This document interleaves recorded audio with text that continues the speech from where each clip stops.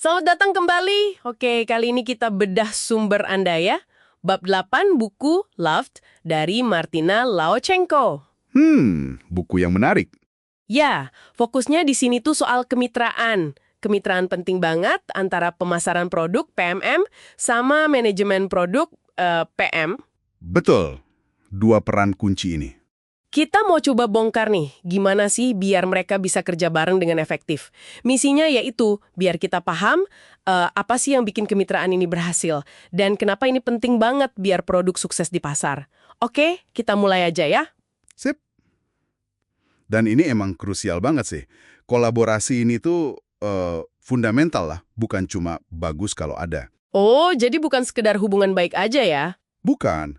Karena gini, kalau nggak ada PMM yang jadi mitra kuat, tim PM itu ada resiko, mereka fokus banget bangun fitur. Fiturnya keren mungkin secara teknis, tapi... Tapi nggak ada yang butuh gitu atau susah dijual. Nah itu dia, bisa jadi nggak dibutuhkan pasar, atau ya itu tadi, susah dijual. Kemitraan ini tuh kayak jembatan. Jembatan antara produk sama pasarnya. Penting banget. Di bab ini ada istilah keren duo dinamis. Dan ada contoh nyata juga kan dari pengalaman penulisnya sendiri. Iya, waktu dia ngerjain Word for Mac ya. Sama Jeff Firling itu. Betul. Itu digambarin bukan cuma rekan kerja biasa, tapi benar-benar mitra. Mereka lembur bareng tim engineering buat cari bug. Kerja keras bareng ya. Terus datang ke acara industri bareng buat cari mitra potensial. Sampai ikut rapat rutin tim rilis. Isinya kan banyak tuh, ada engineering, PM, PMM, support. Wah, lengkap timnya. Iya, dan di situ mereka sama-sama bahas keputusan sulit. Misalnya, gimana nih kalau tanggal rilis diundur buat benerin performa? Apa dampaknya? Nah, ini nunjukin kemitraan yang dalam banget kan? Ya kayak tadi disinggung sedikit, tim PM itu kan tugasnya ya fokusnya ke apa yang bisa dibangun.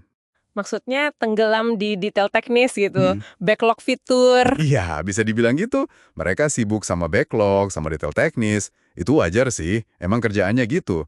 Tapi, bahaya juga kalau nggak ada penyeimbang.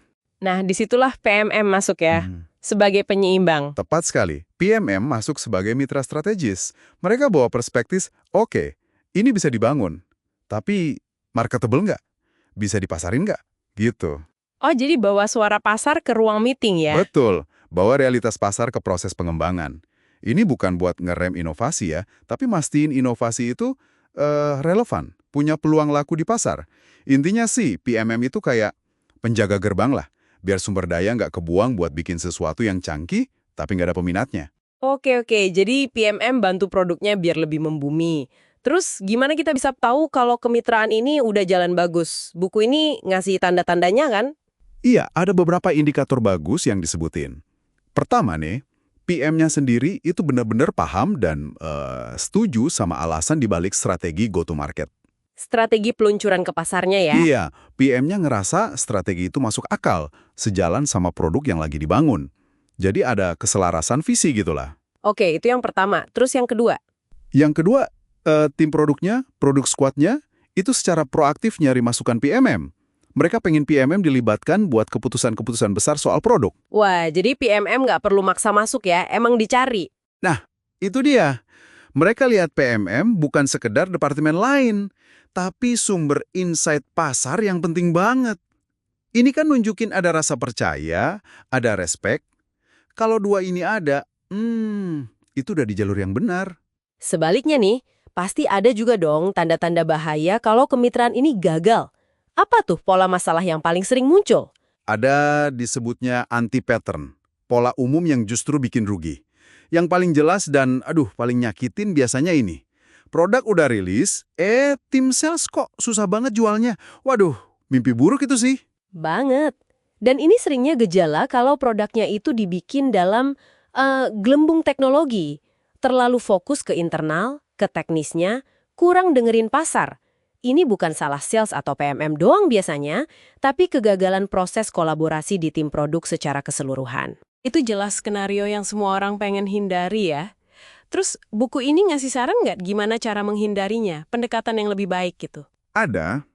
Pendekatan yang disaranin itu, PMM dilibatkan jadi mitra strategis dari awal. Sejak perencanaan produk. Bukan cuma di ujung. Pas produk udah mau jadi, terus disuruh masarin. Oh, jadi bukan cuma terima jadi ya PMM-nya? Betul.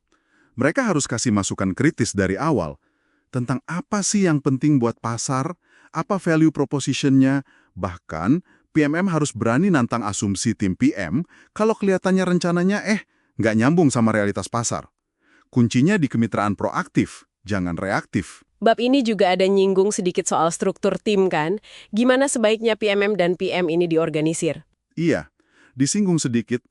Intinya sih nggak ada satu struktur yang paling benar buat semua kondisi. Oh, jadi fleksibel gitu ya? Ya, fleksibel. Penyelarasannya seringkali tergantung gimana pelanggan Anda ngalamin produknya, terus target pertumbuhan bisnisnya mau kemana. Contoh gampangnya, ngelayanin pasar enterprise yang gede mungkin butuh model interaksi PM-MPM yang beda dibanding kalau targetnya pasar UKM. Padahal produknya bisa jadi sama.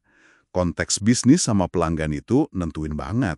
Oke, jadi kesimpulan utamanya buat Anda yang dengerin nih apa ya? Intinya kemitraan PMM dan PM ini bukan cuma soal akur-akuran aja, tapi ini fondasi. Fondasi buat bikin produk yang nggak cuma hebat fiturnya, tapi juga laku keras di pasar. Sukses secara komersial. PMM itu kayak bawa oksigen pasar ke dalam proses development yang seringkali teknis banget. Iya, benar. Memahami dinamika ini tuh kayak ngasih Anda jalan pintas lah ya. Buat ngerti kenapa sih ada produk yang sukses banget, ada yang gagal total. Betul, ini soal nyimbangin antara membangun hal yang benar sama membangunnya dengan benar. Dan mungkin sebagai pemikiran penutup nih buat Anda renungkan. Dengan pemahaman ini, gimana Anda bisa mulai mengevaluasi atau bahkan mendorong kolaborasi yang lebih kuat lagi antara tim produk dan pemasaran di tempat Anda? Apapun peran Anda sekarang. Pertanyaan bagus tuh. Tujuannya jelas kok. Biar apa yang Anda dan tim hasilkan itu benar-benar relevan, benar-benar kena di pasar yang makin hari makin rame ini.